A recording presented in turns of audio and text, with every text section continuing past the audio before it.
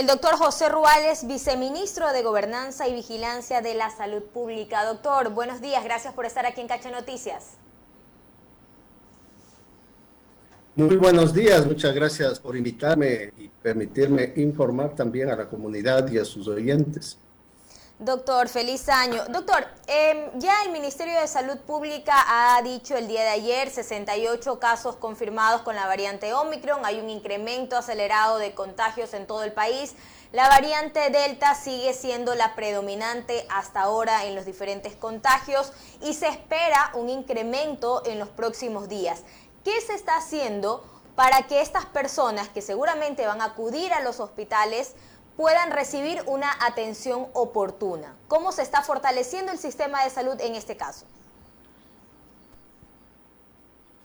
Bueno, muchas gracias. Sí, en efecto, tenemos en la última semana un alto incremento del número de contagiados. El número de contagiados está incrementándose al doble cada semana, es decir, tenemos el doble de casos de la semana anterior y así sucesivamente, y estimamos, tanto por el comportamiento en otros países como por las aglomeraciones previas a la Navidad, en la Navidad y en el Año Nuevo, que este comportamiento siga aumentando el número de personas contagiadas. Si bien la variante Delta venía siendo predominante y en este momento son la mayor parte de los casos hospitalizados que tenemos, que se vienen arrastrando, algunos tienen ya 2, 3 semanas de hospitalización, sin embargo, vemos que cada vez avanza la proporción de la variante Omicron y es de esperarse que en las próximas semanas estas ya se vuelva dominante y sea la de mayor proporción de casos a nivel nacional. Eso está produciendo una tensión, una demanda en el sistema de salud, tanto público y privado, en dos niveles, ¿no? El primero es lo que estamos observando actualmente, hay una mayor demanda a nivel ambulatorio, en los centros de salud, en las salas de emergencia, por sintomáticos respiratorios, por personas que estuvieron en contacto con personas que se contagiaron durante las festividades de Navidad o antes especialmente, y que ahora, una semana después, han desarrollado síntomas o son asintomáticos, pero tienen sospecha de que pueden estar contagiados. Estas personas lo primero que deben hacer es estar en aislamiento, ¿no? Completar al menos 10 días de aislamiento desde el contacto, o 14 días desde el contacto, 10 días desde el inicio de síntomas si tienen algo. La mayor parte de estas personas se están, digamos, manteniendo en sus hogares porque son síntomas leves y en algunos casos estos van a requerir hospitalización. En el caso de hospitalización tenemos algunos que van a hospitalización general. No tenemos en este momento un incremento mayor de las hospitalizaciones generales y otros que van a requerir unidades de cuidados intensivos. Recuerden que estas unidades de cuidados intensivos que durante el año pasado se dedicaron mayoritariamente a atender casos de COVID, han sido revertidas en su mayoría para atender patología normal, pacientes cardíacos, infartos, lesionados, accidentes de tránsito, etcétera. Y por lo tanto hemos dedicado a nivel nacional una proporción de las camas para UCI para COVID. Sin embargo, en algunas provincias, especialmente en el caso de Manabí, de Santo Domingo de los Áchilas del Oro, el número de camas UCI que teníamos es menor y estas están ya prácticamente llenas, ¿no? ¿Y qué va a pasar en esas unidades de salud, viceministro? Ya, para eso, desde hace 15 días hemos mantenido ya reuniones con toda la red de salud, tanto la red pública como la red privada. Nos hemos reunido, estamos reuniéndonos con el IES, el ISPE, el ISPOL, la Sanidad Militar, la Policía, la Asociación de Clínicas y Hospitales Privados, la Junta, Solca, etcétera, y estamos conformando unos grupos unos equipos de gestión de pacientes a nivel de cada provincia y de cada zona, de tal manera de diariamente, todos los días a las 9 de la mañana, se reportan de todos los hospitales el número de camas asignadas, el número de camas disponibles y el número de camas ocupadas, y en el caso de que hubiera pacientes que están en lista de espera, muchas veces para ser trasladados de un nivel de hospitalización a una UCE o de una a otra, el poder organizar entre la red. Esta red tiene delegados de cada parte del sistema que se reúnen diariamente para resolver estos casos.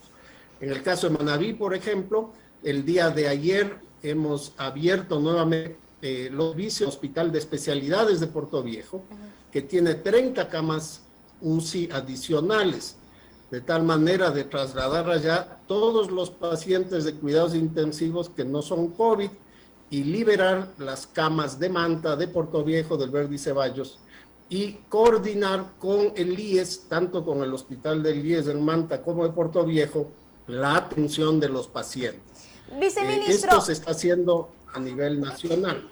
Viceministro, una consulta. ¿Por qué el Ministerio de Salud dice que han identificado 60, 64 contagios de la variante Omicron? Usted y la ministra han reconocido que esta variante está aumentando y que muy pronto será la predominante aquí en el país, y hay solo 60 casos cuando laboratorios privados señalan que tienen hasta 100 por día de las pruebas que se hacen. ¿No hay una coordinación con la empresa privada para tener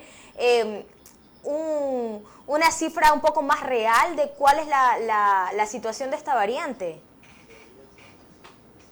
Sí, esto lo hacemos en coordinación con los laboratorios privados. Todos los laboratorios privados están Pero obligados no me va a decir que hay 64 contagios de esa diariamente. variante en el país, recién confirmados. No, ese es un error de interpretación, ¿no?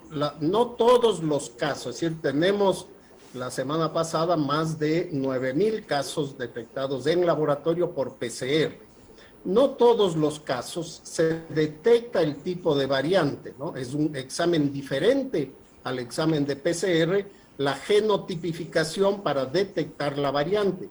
No se realiza en todos los casos. Primero, no todos los casos positivos de COVID están siendo detectados por laboratorio y reportados. Hay muchos que no se detectarán. Hay otros que ya se detectan, primero por pruebas de antígeno y luego por pruebas de PCR que confirman que es COVID. La confirmación de COVID por PCR no identifica qué tipo de variante es. Esto requiere otras pruebas de laboratorio, de un laboratorio especializado. No todos los laboratorios privados ni los públicos lo hacen. Y entonces, una vez hay muchos laboratorios que tienen unos primers, que tienen unas pruebas para identificar ciertas cepas, ciertos genes del virus, y se sospecha que tienen un Omicron, porque reúnen algunas de las mutaciones. Luego tiene que ir a un laboratorio genético en donde se hace el análisis. Entonces, tomamos algunas muestras, especialmente los casos que se transmitieron muy rápidamente, los casos que están más graves en el hospital, los que llegaron del exterior, etcétera, y esas muestras son las que van al laboratorio de genotipificación, de tal manera que es una pequeña proporción que se identifica, se hace un muestreo. No es tampoco necesario el identificar la cepa en todos los casos, ¿no? Más aún, si vemos que ya el 80% de las muestras de laboratorio son Omicron y estas van aumentando, llegará un momento en que el 90 o el 99% sea Omicron, de tal manera que el identificar la cepa será necesario solamente en caso de una nueva introducción de otra variante, ¿no? O cuando la identificación de la cepa va a requerir un tratamiento, un manejo diferente. Entonces, el hecho de que se hayan identificado en esta semana 68 muestras no quiere decir que hay 68 personas con Omicron, ¿no? Sino que el Omicron, la variante Omicron, está circulando ya de manera comunitaria a nivel nacional, y que seguramente el 80% de las personas que tienen COVID y que ya tienen una prueba PCR, seguramente tienen Omicron debido a que esta es la proporción de las muestras analizadas. De acuerdo, desde el Ministerio de Salud Pública se han comunicado varios temas, ¿no? Muy buenos días, doctor Ruales, le saluda a Carlos Acoto, antes que nada. La variante Omicron ya es de transmisión comunitaria, sí hay un repunte de contagios y empieza a haber un alza importante, pero aún no de preocupación, han dicho algunas autoridades, en torno a la ocupación de camas y a los decesos. Usted en la primera parte de su intervención ha dicho cómo el sistema público de salud se está preparando para contener este repunte de casos. Pero aquí la pregunta clave es, ¿cuánto más aguanta el sistema haciendo todas estas maromas que estamos describiendo si los indicadores siguen subiendo tal y como lo han hecho durante los últimos días? Bueno, el sistema, tanto el sistema público como el sistema privado, tiene todavía una capacidad de transformación de las camas a nivel hospitalario para poder atender a pacientes COVID. En ese caso, se puede seguir avanzando, ¿no? De acuerdo al ritmo de demanda hospitalaria, nosotros esperaríamos que tenemos la capacidad en conjunto con todas las entidades de la red de resolver la atención de los pacientes COVID y la emergencia de COVID. El riesgo es que eso, como ocurrió el año pasado, reduzca la capacidad de atención de otros pacientes de otras patologías, y eso es lo que queremos evitar, eso es lo que queremos disminuir a través de reducir la velocidad de la transmisión, a través de disminuir el número de contagios. Si observamos lo que ha ocurrido en Estados Unidos, en Europa, en Sudáfrica, nosotros esperaríamos que más o menos en 15 días, después de haber pasado las festividades y aglomeraciones de Año Nuevo, tengamos el pico máximo de contagios. Esto se está, y si se mantiene la duplicación semanal del casos durante las siguientes 2 semanas, veremos que el número de casos semanales o diarios va a ser mayor que el que se reportó a inicios del año 2021, que fue el pico mayor que tuvimos en número de contagios. Sin embargo, en número de muertes no hay un incremento significativo, ¿no? Se mantienen más o menos el mismo número durante las últimas 5 semanas. La semana pasada hay un pequeño aumento, pero este no tiene relación, como en el pasado, con el número de contagios, ¿no? El número de contagios se duplica semanalmente, el número de muertes no ha aumentado en esa misma proporción. Doctor, y se mantiene entonces más o menos estable. El pico más alto de contagios se esperaría en la quincena de enero y después de eso se esperaría también, y corríjame si me equivoco por favor, que como ha pasado en Sudáfrica, como ha pasado en varios países del mundo, por ejemplo como Inglaterra, los casos empiecen a caer, porque se habla de 15 días de subida y 15 días de bajada. ¿Eso es lo que podríamos nosotros ver luego de la quincena de enero? Eso es lo que hemos visto, que es el comportamiento en otros países, y esperamos que ese mismo comportamiento se repita en el país, ¿no? Como le digo, lo que esperamos es que haya una menor velocidad y que haya un menor impacto. A pesar de que el número de casos sea más alto, vamos a tener un número de demandas, tanto del sistema de salud en general, porque estamos teniendo mucho más demanda en consulta externa que en los picos anteriores, pero también vamos a tener en hospitalización, ¿no? Como le digo, los pacientes que están hospitalizados hoy, en este momento, son en su mayor parte Delta, que vienen arrastrándose desde el mes pasado, pero los que empiezan a hospitalizarse desde esta semana pasada ya son algunos casos Omicron que están ya resultando, especialmente en la población no vacunada, en un mayor riesgo de enfermedad grave. Doctor Ruales, yo precisamente iba a eso, la importancia de la vacunación. Ha quedado más que demostrado que sin la vacuna lo que hoy vivimos hubiese sido realmente fatal. Y estamos viendo que en efecto los contagios suben, pero la curva de ocupación de camas y de fallecimientos no acompaña ese incremento de contagios por COVID-19. En este momento en Ecuador, las personas que tienen desde 50 años en adelante pueden vacunarse cumpliendo 5 meses desde su última segunda dosis. ¿Hay la posibilidad de que el Ministerio de Salud Pública adelante también la vacunación con dosis de refuerzos para otros grupos etarios? Sí, ya está convocado así, tal vez no se ha comunicado de la misma manera, ¿no? Están ya convocados todas las personas mayores de 18 años que han cumplido los 6 meses de la segunda dosis. Y si ustedes recuerdan, como se llevó a cabo el plan 900 en la fase 1 y fase 2, son, por ejemplo, todo el personal de salud, el personal de empresas, entidades clave. ¿Cuándo podría ocurrir a los 5 meses? Bomberos, esa era mi pregunta, policías. doctor Ruales. ¿Cuándo podría adelantarse a los 5 meses? Cualquier persona. Sí, cualquier persona ya puede vacunarse a los 6 meses. A los 5 meses los mayores de 50 años. Eso es claro. ¿Cuándo se podría disponer esto para el resto de grupos etarios? Era lo que le preguntaba. Es decir, ¿cuándo podría ser que desde los 18 años quienes tengan 5 meses desde la segunda dosis ya se puedan vacunar con dosis de refuerzo?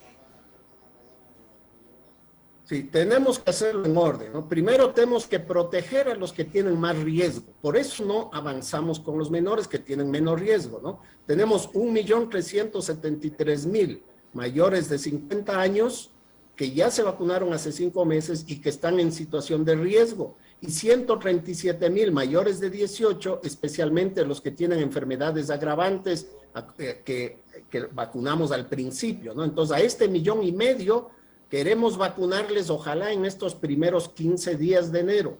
Si logramos vacunarlos esta semana y la próxima y aseguramos que bajamos el riesgo de esta población, inmediatamente aumentaremos los rangos de edad. Tenemos otros 5 millones de personas en el rango de 18 a 49 años que deben vacunarse a partir de la tercera semana de enero y durante el mes de febrero, ¿no? De tal manera que los números, la cantidad, tenemos la vacuna para vacunar a todos, pero necesitamos primero proteger a los más vulnerables y evitar que a veces por la presión, las aglomeraciones, no se vacunen los que más necesitan, que son los que pueden enfermar y morir. Doctor, simplemente para terminar, ¿qué posibilidad existe que por las características de la variante Omicron ya se pueda pasar de una pandemia a una endemia? Es decir, que el COVID-19 se convierta en una enfermedad, en un virus estacional, luego de superar este repunte de casos por Omicron. ¿Hay esa posibilidad? Porque yo he leído varios artículos de epidemiólogos y científicos que hablan de que sí, que este podría ser, digamos, uno de los puntos de inflexión en la pandemia del COVID-19.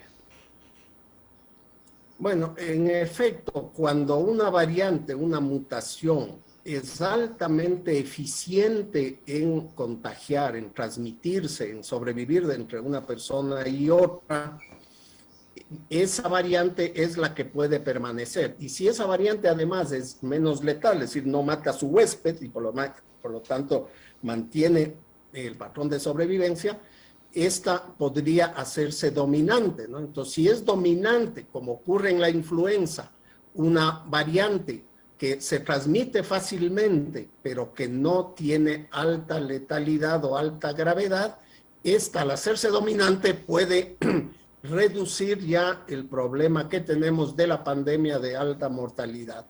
El riesgo, sin embargo, es que hay poblaciones todavía que no están vacunadas, especialmente en el África, en el sudeste asiático, en otras regiones, y entonces el virus, especialmente en esas poblaciones, va a seguir transmitiéndose y va a seguir duplicándose y va a seguir mutando.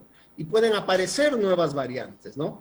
Siempre hay el riesgo de una variante más eficiente. Si no hay una más eficiente que la Omicron, esta se vuelve dominante y sí podría ser el principio del fin. Eso es lo que todos los médicos, los epidemiólogos aspiramos que ocurra, ¿no? Desde el punto de vista de la biología, es una posibilidad, pero no es una certeza.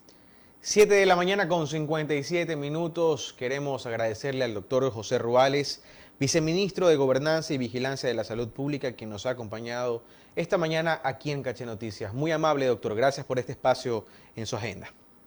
Muchas gracias a ustedes y les recuerdo, tenemos más de 800 puestos de vacunación. Todos los centros de salud y hospitales generales y básicos están abiertos para que las personas vayan a vacunarse. Valiosísima información, doctor Ruales. Muchísimas gracias.